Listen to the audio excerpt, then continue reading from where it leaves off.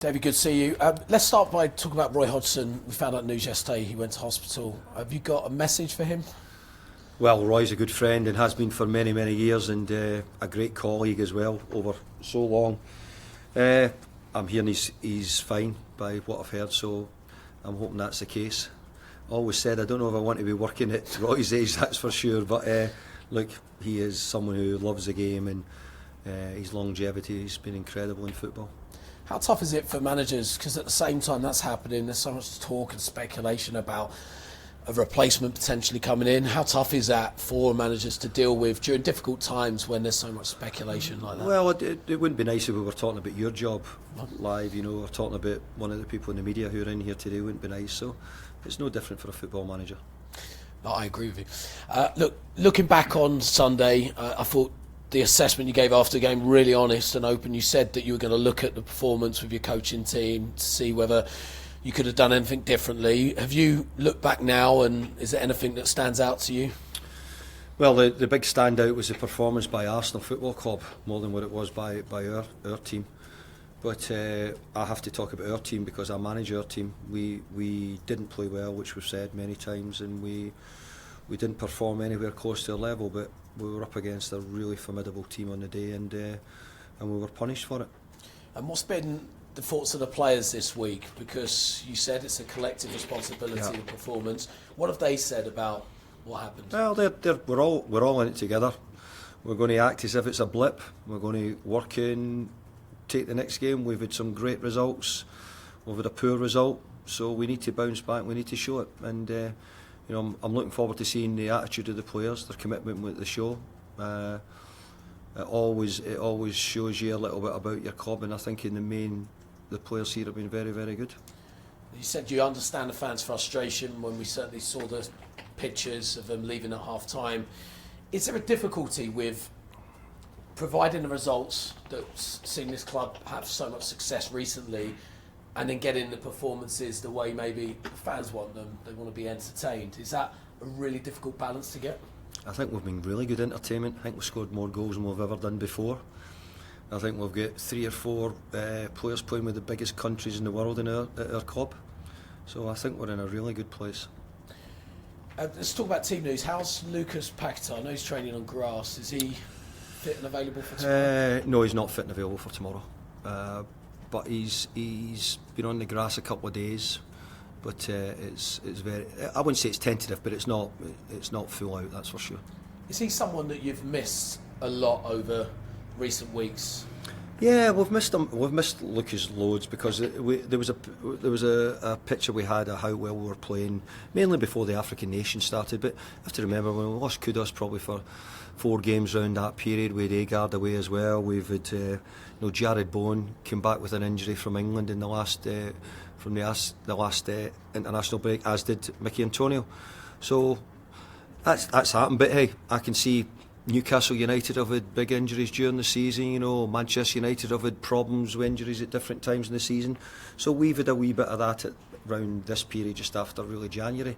Not just injuries, but partly to do with players being away as well. And you mentioned Mikel Antonio. How's he doing? Is he? Mickey's back. Mickey's back available. We'll need to see exactly how we think he is. But Mickey's been back training. He's probably had a week or so's training now. So he's back in the squad. Kurt Zouma, all okay? Kurt Zouma was fine. The bigger problem was Edson Alvarez. Came off at half time with illness. He didn't come off for any other reason. He came off with an illness at half time, but he's recovered as well. And final one for me, going up against Nottingham Forest and a new manager in charge from when you last played against them. Have you noticed on any of the filmings that you probably watched this week any differences in how he wants his side to play? Well, I think there's always differences, and I think that Nottingham Forest are a good team. I do. I think there's a lot of good players in the team, and I think Steve Cooper done a great job over his period there in bringing them up and stabilise them to an extent in the Premier League. But Nuno's very experienced, knows how to do the job. He's worked at some really big clubs, so yeah, I expect there to be changes. Maybe not immediately, but I think I've seen slight changes in some of the things that they've done. Appreciate it. Sure. Hi David, you're talking about attitude from your players.